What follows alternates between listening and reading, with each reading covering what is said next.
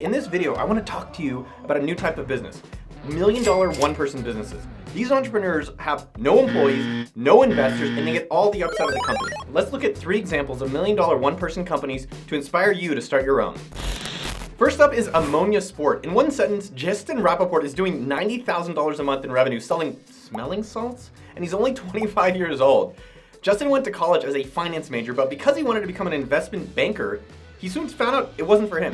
He came up with the idea for this Ammonia Sport after seeing his brother use smelling salts to get pumped up at the gym. So I have tried this, and this stuff is nuts. You take a little bit of the salt and you go, and then it feels like crap, but you're super jacked up. Woo! Last sit, baby, last sit in the house.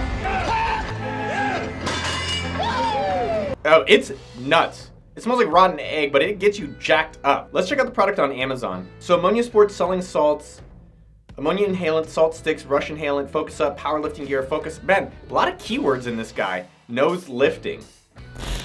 So let me remind you, his one-person team looks like he has a chemist from Upwork.com, a graphic designer from Freelance, an SEO team agency, and a dropshipping warehouse that automates the entire service. And he is not looking to hire anyone anytime soon. So how the hell did he actually get started to create a one-person company and hire all these outside people? So he created an LLC with LegalZoom.com. He went to Upwork.com and hired a chemist. He worked with them to actually figure out the formula for his smelling salts. Contacted a bunch of manufacturers to see who could produce it for him at a good price.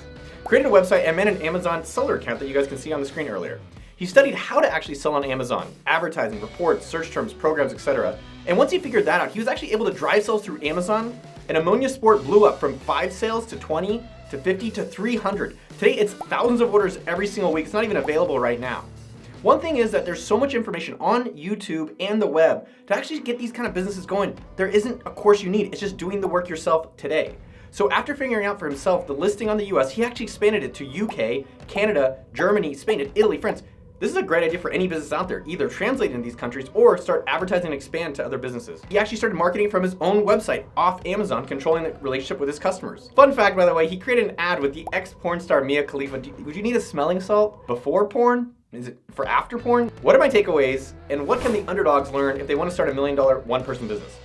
First off, solve your own problems first. So if there's something that you've been using, or your brother's using, or your sister's using, and you're like, hey, I'd like this to be improved, that is a great way to approach a company, which is what this guy did with his own company. Next up, instead of trying to be super creative and then try to hire a bunch of people, just go to Upwork.com or Fiverr.com or places that have a lot of people, and you can do a quick validation around any of these types of businesses. I'm actually really impressed he's able to find someone at Upwork.com. Another thing is, instead of building a website and going on Shopify and doing all this work, are there marketplaces for you? Is there eBay? Is there Etsy? Is there Facebook Marketplace? Is there Airbnb? Is there Amazon.com? Where there's already a bunch of customers instead of you trying to get them to your website. So I really love that he did that. And lastly, how do you expand your business? International is such a great way. At AppSumo.com, about 50% of our customers are international. So how are you actually able to cater to them? And I love that this guy did that. One thing you might be surprised about is, like, I thought you said a one-person business. Yes, he owns the entire business, but he's still hiring help. One of the biggest things that I've seen a lot of entrepreneurs make is that they don't hire help to scale the company. There's a reason that the biggest companies in the world have lots of people. If you want more videos from Uncle Noah, make sure to subscribe to the channel. I put out 3 videos every single week to help you start your business or side hustle. Number 2 business is society service. So Marieke van der Velden, man, I love people that have Van in their names, is making $200,000 a month with her high-end escort service in the Netherlands. Yes, it's legal there. Marieke went to college to study business in Rotterdam, that's in Netherlands, and she wanted to become a consultant, but after 2 internships, she realized she hated it. Sounds like me at Intel.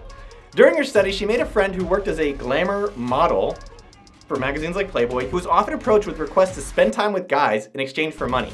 They saw the demand, and together they got the idea to start an escort service. They founded Society Service in 2006. 2 years later, Marieke bought her friend out of the business because they weren't aligned on the vision. What kind of vision do you think that was? Like, I want them to have more escorts. You know what I will say is that when you're doing businesses, so if you look at their website, if you're trying to send high-end products like an Apple or a high-end escort service, it's just like putting a McDonald's sandwich on a really nice plate. You have to actually align your brand with your price point, and I think they did a good job with this on their website. The website's good, man, so show more escorts, book now. I'm not booking. Oh, they can do gigolos? Hey, my mom watches this. Mom, don't worry, I wouldn't go do that. Yeah, maybe I would. I'm a gigolo, spending lots. Escort services are fully legit in Netherlands if you have a permit to do so. Her and her business partner both invested around $2,500 US each. Then they asked a classmate of theirs who could code to help build a basic website. Wow. This is literally like one page. I love websites like this. Because of the controversial nature of the business, she actually got a lot of attention from the press, and she leveraged that to grow the business. You can check out all these press clippings here. One thing to think about in your business is don't be crazy just for the sake of being crazy, but what makes you unique? So many businesses don't do anything to differentiate, and then guess what? They get the same crappy results as everyone else. So think about what's gonna make you special. How appealing is this angle? Student starts an escort business. I keep thinking it says esports, but it's escorts. So she said yes to all the press interview requests she got, and she would use the lounge of a local luxury hotel as a setting for all her interviews. Really, really cool. The interview helped her attract both women who wanted to work as escorts as well as customers for the business. She broke even just a few months after starting the business. Something to consider for your own companies: how can you create these hype moments for your company? Is there something you're doing? Are you hiring a certain way? Are you paying your teammates a certain way? Did you have some customers do something crazy? Think about that and actually put it out as a press release or get some press for it on a regular basis. Here's what her one-person team looks like. Obviously, all the escorts who work for her are independent contractors, just like Uber drivers, and she manages a team of freelancers who assist her with the website, cybersecurity, legal and administrative issues, accounting, and recruitment. Again, she's still a team of one, but you're hiring a lot of help to actually be able to scale the business. And my overall takeaway from this is go do something you're really interested in. If she was excited to actually go create a business around this, what are you excited to go create, or what problem do you have yourself that you just want solved? And I'm glad that she's not ashamed to put herself out there and talk about it publicly. I know for myself and a lot of other potential founders, very quiet. But at the end of the day, to create a successful company, it is putting yourself out there. I've talked about the coffee challenge, which is go ask people for a discount when you order coffee. It's the same thing out there with any of the companies that you're trying to get started. Go put yourself out there and you will be surprised what kind of results you get. Last up, number trace is Lingochi. So in one sentence, Alex Redford is making $120,000 a month with his platform for online language tutoring, Lingochi. Spanish, French, German, Italian, Japanese, Swedish, Dutch. No Hebrew, dog? Come on now. So more about Alex. This is interesting, I think, for you guys to actually learn about the backstory, because a lot of these people are just like you. He actually used to work in a digital marketing agency in London, but wasn't feeling challenged enough and wanted to have a bigger impact. So at the same time, and I love it if you have a day job that sucks, not at appsumo.com, we're hiring, come join us. But if you have a day job that sucks, he was taking Swedish lessons with the tutor, Swedish. He loved being able to take these lessons from home and whenever his schedule allowed it. But he noticed that a lot of the tutors were bad, and he had to go through a bunch of them to find a good one.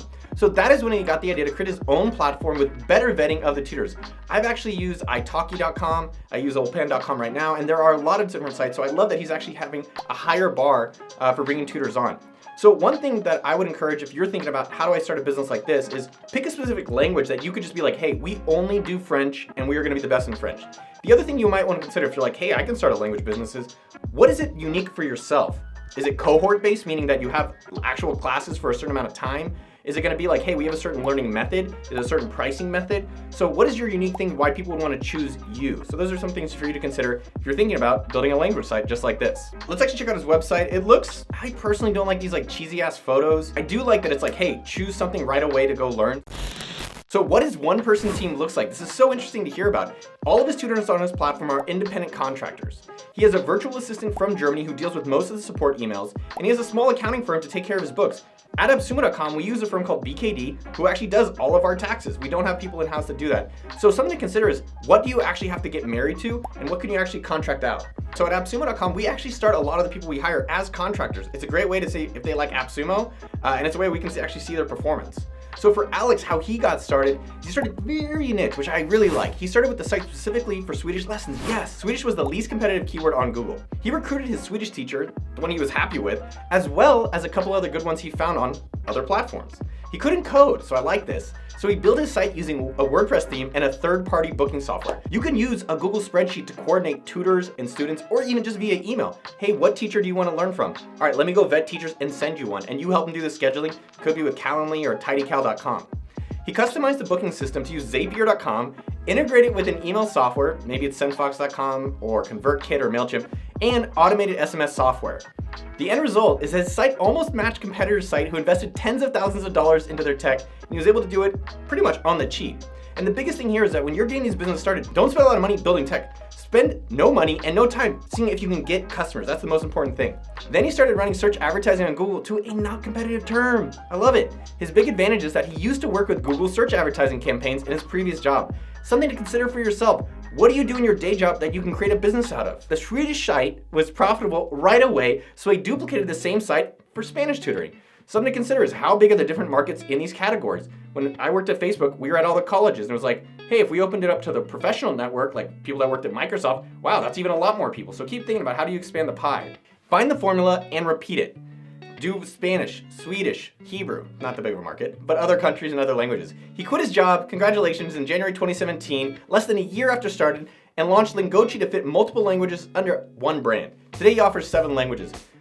My response to this is I love the way he's approached it. I love the way he validated it. I love the way he actually did something for himself. I think this is a model that a lot of you guys can replicate if you want to be creating businesses for yourself. How do you use not a lot of tech? How do you solve some problem yourself? Again, you're gonna hear me, I'm like a broken record, solve your own problems. And 3, how do you get the customers as soon as possible to make sure it's a business or a problem that really matters to people? So what does Alex do today? What are you doing today, man? He's pretty much extracted himself from the day-to-day of running the business. He spends the last few years living in various countries around the world, and he got bored from the 4-hour workweek lifestyle. So he actually recently collaborated with a software developer in the US to build a new language learning platform that uses its own tech and is more scalable.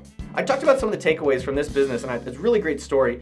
One key thing I want to highlight for him and for you out there is that if you extract yourself from your business, each year is it getting better.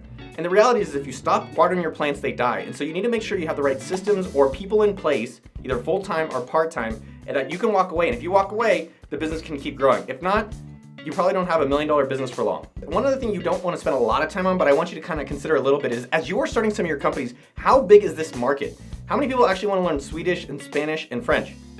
So there's a very high likelihood there's a lot of people, and if they want to pay, that can easily be $1 million business. I see a lot of people out there spending a lot of time on small markets, like very specific niche debt collecting, and I'm like, even if you do really well, how much money are you going to be able to make? Not well. My parting wisdom for you underdogs about getting started today is, number 1, plant the seeds today.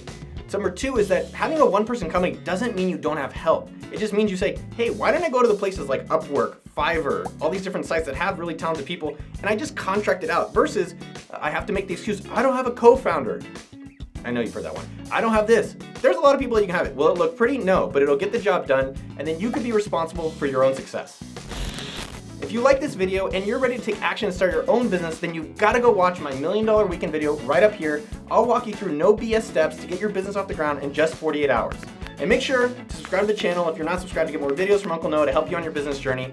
I love you. I'll see you out there. Pew, pew.